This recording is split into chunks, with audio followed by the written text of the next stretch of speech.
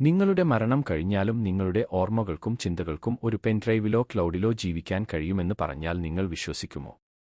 കേൾക്കുമ്പോൾ science fiction cinema പോലെ തോന്നാം, പക്ഷേ മൈൻഡ് അപ്ലോഡിംഗ് എന്ന വിദ്യയിലൂടെ ഇത് യാഥാർത്ഥ്യമാകാൻ പോവുകയാണ്.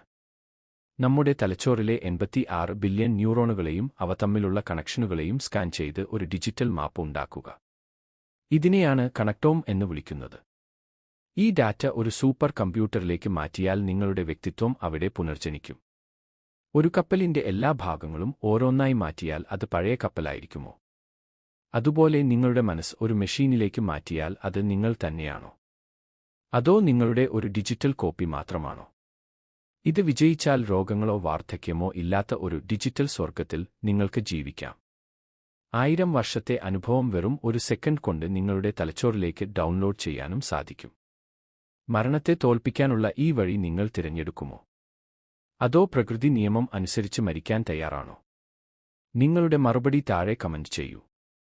സയൻസിലെ ഇത്തരം അത്ഭുതങ്ങൾക്കായി ഇപ്പോൾ തന്നെ സബ്സ്ക്രൈബ് ചെയ്യൂ.